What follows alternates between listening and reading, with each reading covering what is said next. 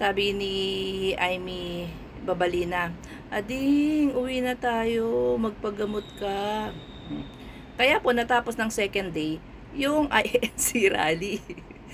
Doon sa pagkakasabi niyang, "Ading, umuwi na tayo, magpagamot ka." Ayun po, tinapos po ng INC sa second day pa lang ng rally. Hindi na po nila itinuloy yung third day. Kung maaalala po natin, pinagbabawal po nila yung PBBM resign. And may mga nagtangkangan po makihalo, 'di ba, ng mga DDS na may tarpaulin na PBBM resign, hindi nila po pinahalo. Binawal nila dahil nga po ang panawagan nila is transparency daw.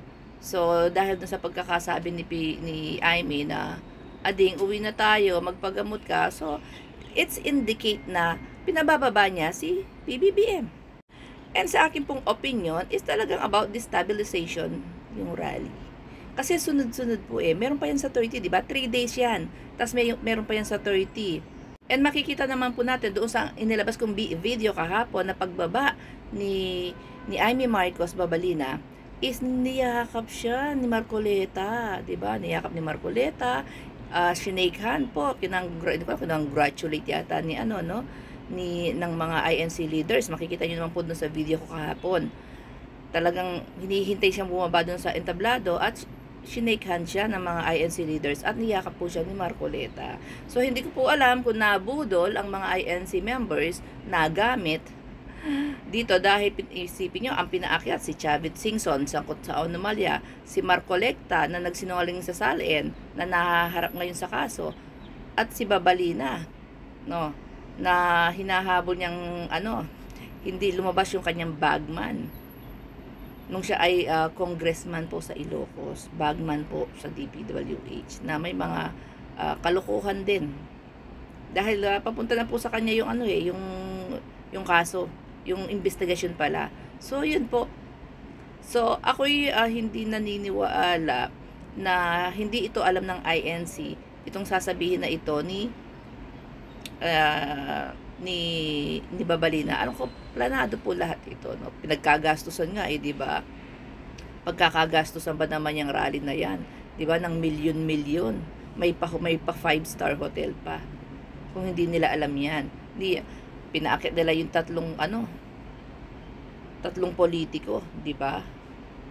And makikita naman natin pagbaba ni Amy, ang pag-shake hands at pagyakap. Nakakaawa lang kasi yung ibang members po na ang alam nila is this is for transparency. Sinunod nila yung kanilang leader ng simbahan is nagamit po talaga. Kaya pero marami pong INC na inilabas ko yung video, ilalabas ko pala yung video ngayon. Maraming INC members na ang sinabi sa kanila is about transparency. And malinaw sa kanila yun. Kaya nga po nung nagsalita si Amy Marcos ng, "Ading, umuwi ka na, magpagamot ka," marami na pong nadismaya and nag-alisan. And kaya po, yun po ay na-notice. Ano ba sa Tagalog ng na-notice? Na-notice po ng Iglesia ng Cristo na nag-aalisan yung mga tao, kaya in-stop na po nila.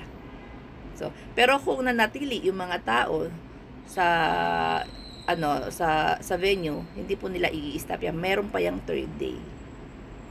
Gets nyo ba? Kaya lang naman yan in-stop kasi hindi nagustuhan ng mga INC members yung tema ni Amy Marcos na, "Ading, umuwi ka na, magpagamot ka."